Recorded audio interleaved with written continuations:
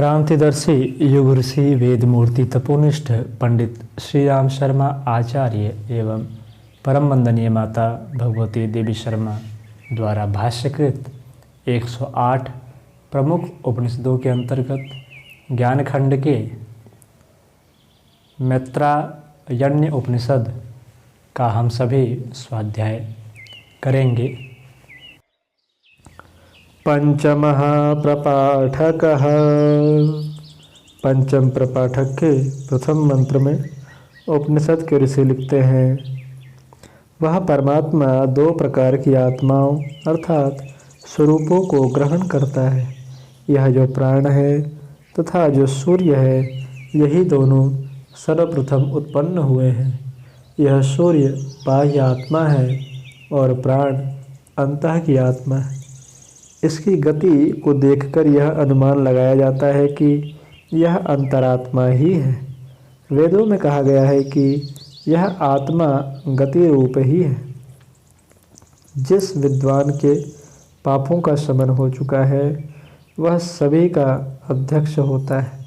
उसका मन पवित्र होता है तथा उसकी स्थिति परमात्मा में ही रहती है।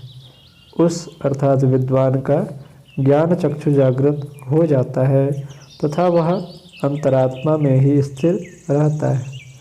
वह गतिशील होता हुआ बहिर्गमन कर जाता है। आत्मा की गति का अनुमान लगाया जा सकता है, ऐसा वेदों ने भी प्रतिपादित किया है। सूर्य के मध्य भाग में जो पुरुष स्वर्ण के रूप में दृष्टिगोचर होता है, जो हमें हिरण्यमय अर्थात प्रकाश स्वरूप दृष्टिगोचर होता है, वही पुरुष हृदय रूपी कमल में स्थित रहते हुए अन्न को ग्रहण करता है। युग ऋषि इस मंत्र की व्याख्या करते हुए लिखते हैं, आत्मा को गति रूप कहा गया है। सुचालक अर्थात कंडक्टर में इलेक्ट्रॉन तो हर समय उपस्थित रहते हैं। जब वे गतिशील होते हैं तो विद्युत प्रवाह का आभास होता है। इसी प्रकार आत्म तत्व परमात्म तत्व सभी जगह कण कण में विद्यमान है। जब वह संकल्प पूर्वक गतिशील होता है, तभी चेतना का आभास होता है। यह ऋषियों की अनुभूति से प्रकट हुआ तथ्य है। दूसरे मंत्र में उपनिषद के ऋषि लिखते हैं, जो पुरुष हृदय कमल में विद्यमान एक एवं अन्न ग्रहण करता है, वही पुरुष इस सूर्य की अग्नि के रूप में आकाश में प्रतिष्ठित है। यही काल नाम से युक्त पुरुष है। वह अदृश्य होते हुए भी सर्वभूत रूपी अन्न का भक्षण करता है। यह कमल क्या है? यह क्या जानकारी रखता है? इसका उत्तर यह है कि जो यह आकाश है, यही कमल है और इसमें निवास करने वाला वह समस्त प्रकार की जानकारी रखता है। वह इन चारों दिशाओं एवं उपदिशाओं में प्रतिष्ठित है। वह सभी से परे अर्थात श्रेष्ठ है। इस प्राण और आदित्य की ओमकार से युक्त एवं व्याहृतियों सहित गायत्री सावित्री महामंत्र से उपासना करनी चाहिए। इस मंत्र की व्याख्या करते हुए युग ऋषि लिखते हैं, ब्रह्मा की उत्पत्ति कमल से कही गई है।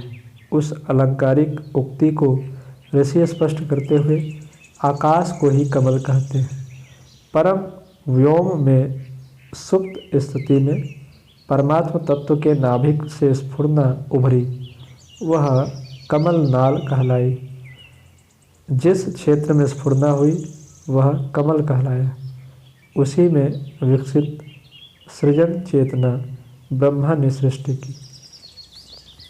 तीसरे मंत्र में उपनिषद के ऋषि लिखते हैं, ब्रह्म के दो रूप हैं, मूर्त और अमूर्त। जो मूर्त रूप है वह असत्य है और जो अमूर्त रूप है वह सत्य है। वही यथार्थ ब्रह्म है।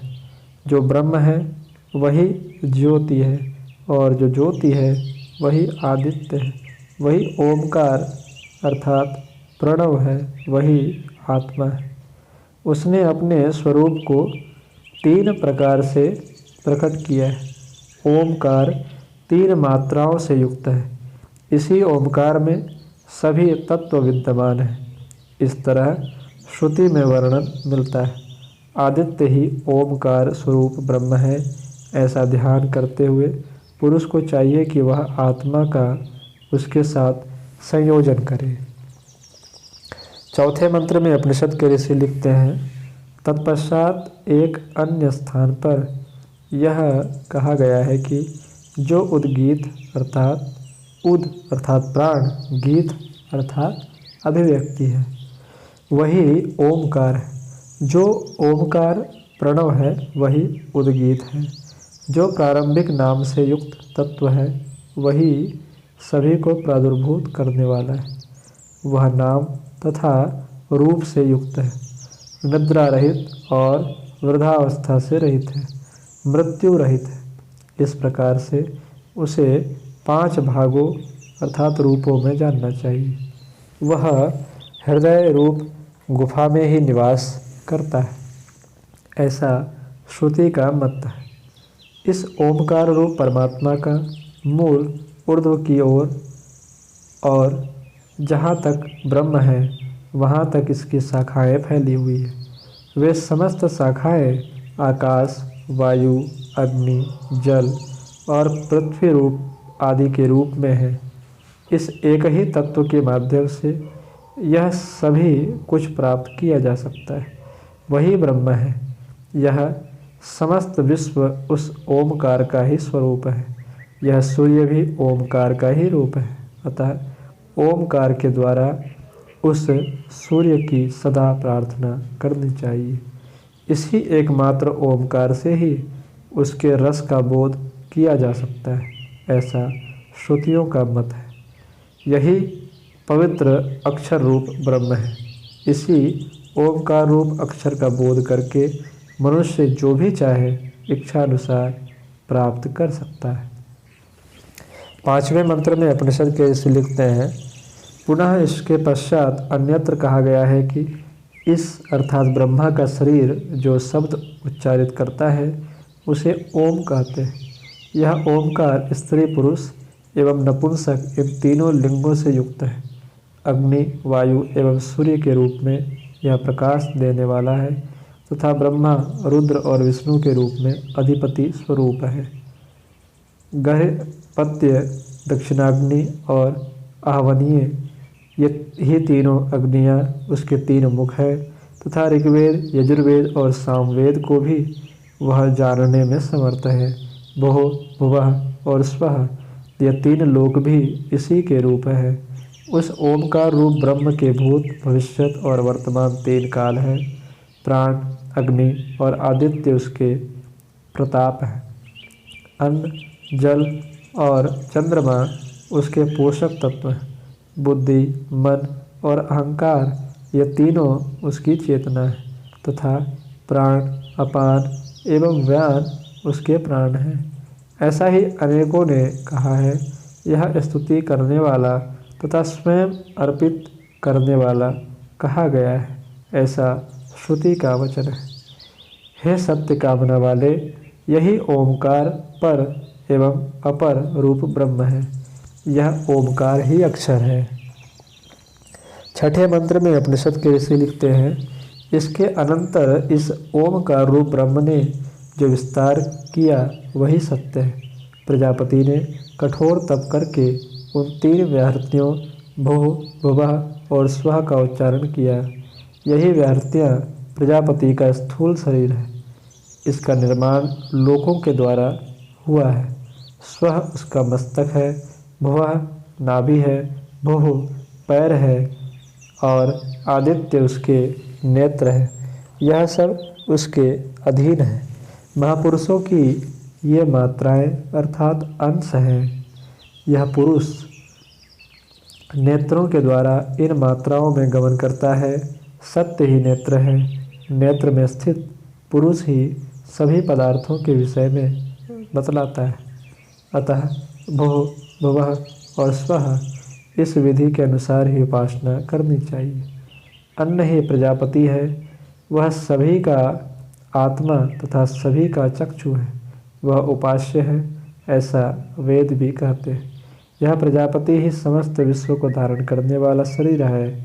इसमें वह सभी कुछ स्थित है तथा वह इन सभी में विद्यमान है। अतः इसी श्रेष्ठ तत्व की उपासना करनी चाहिए। 7वें मंत्र में उपनिषद के ऋषि लिखते हैं, तत्सवितुर्वरेण्यम, यही उस सविता का प्रकाश है अथवा स्वयं ही यह आदित्य है और यही समस्त प्राणी समुदाय को उत्पन्न करने वाला सविता है। ऐसा जानकर आत्म तत्व की इच्छा रखने वाले को उसी को ग्रहण करने के लिए तत्पर रहना चाहिए। ऐसा ब्रह्म का प्रतिपादन करने वाले कहते हैं। अब भर्गो देवस्य धीमहि इस पद का विवेचन करते हैं। इसके अनुसार क्योंकि वह भर्ग सम्मुख ही उपस्थित रहता है, उनका जो भर्ग है वह बुद्धि अर्थात ज्ञान को प्राप्त करता रहता है। ब्रह्मवादी प्रायः प्रश्न करते रहते हैं कि हम किसका चिंतन करें, तो इसका अर्थ यह है कि हम उस भर्ग शक्ति का ही ध्यान करें। अब धियो यो नः प्रचोदयात् की विवेचना करते हैं। इसके अनुसार बुद्धि को ही धी कहते हैं, जो हमारी बुद्धि को प्रेरणा प्रदान करता है, सन्मार्ग की ओर उन्मुख करता है, ऐसा ब्रह्मवादी कहते हैं। भर्ग वही है जो सूर्य में निहित है। आँख की पुतली में भी भर्ग स्थित है। इसकी कांति से मनुष्य गति करता है, अतः यह भर्ग है अथवा यह सभी को तप्त करता है। इस कारण से यह भर्ग कहलाता है। यह रुद्र को ब्रह्म मानने वालों के विचार है। भा अर्थात लोकों को प्रकाशित करने वाला, र अर्थात समस्त प्राणियों का रंचन करने वाला एवं ग अर्थात प्राणियों प्रजाओं के गमनागम का आधार स्वरूप। इस प्रकार भ र ग होने से भर्ग है। निरंतर प्रसव जन्म देने के कारण सूर्य कहलाता है। उसको सबको प्रादुर्भूत करने के कारण सविता कहलाता है। सबको प्रकाश देने के कारण आदित्य और सबको पवित्र करता है, इससे पवमान कहलाता है। अथवा सभी की ओर गमन करने से तथा सभी का अयन अर्थात आश्रय स्थल होने से उसे आदित्य कहते हैं। वह स्वयं ही आत्मा है।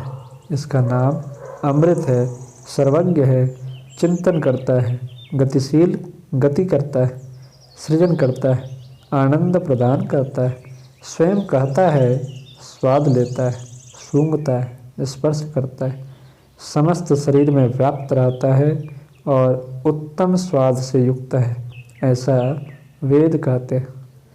जहाँ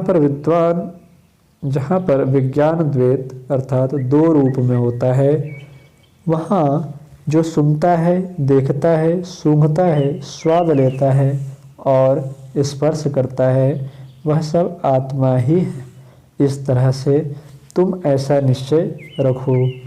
जहाँ विज्ञान अद्वैत हो जाता है, वहाँ कार्य और कारण से रहित, वर्णनातीत, उपमा रहित तथा व्याख्या विहीन हो जाता है। ऐसे उस भर्ग शक्ति के संदर्भ में क्या कहा जाए। 8वें और इस उपनिषद के अंतिम मंत्र में उपनिषद के ऋषि लिखते हैं, हे श्रेष्ठ मुनि, यही आत्मा है, यही सबका नियंता, ईश्वर, शंकर, भव, रुद्र, प्रजापति, विश्वरष्टा, हिरण्यगर्भ, सत्य, प्राण, हंस, शस्ता अर्थात उपदेशक, विष्णु, नारायण, अर्क, सविता, धाता, सम्राट, इंद्र और चंद्र भी वही है, जो इस अग्नि के रूप में तप है और सहस्रों के चक्षु रूप में प्रकाश में आनंद से परिपूर्ण है। वही जानने योग्य है। सभी प्राणियों को अभयदान प्रदान करके तपोवन में जाकर उस ओमकार का अनुसंधान करना चाहिए। जो मनुष्य इंद्रियों के विषय भोगों का बहिष्कार करते हैं, उनको अपने शरीर में से ही वह प्रकाश तत्व प्राप्त हो जाता है। यही विश्वरूप मनोहर जन्म ग्रहण करने वालों का पूर्ण ज्ञाता है। सभी का परम आश्रय स्थल और ज्योति रूप से तप्त अर्थात प्रकाशित होता है। यह सूर्य सविता परमात्मा सहस्रों रश्मियों से युक्त सैकड़ों तरह से वर्तमान तथा समस्त प्रजाजनों का प्राण रूप होकर प्रकट होता है। शांति पाठ।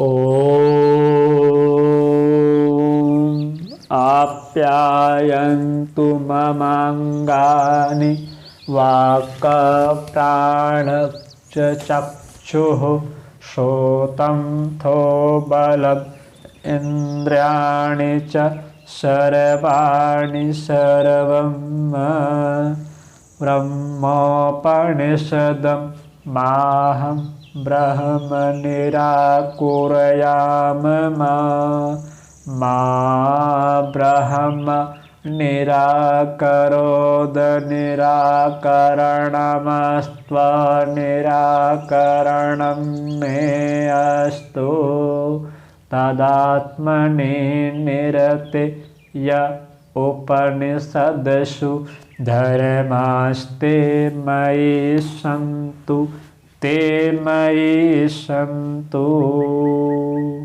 ओम शांति शांति शांति।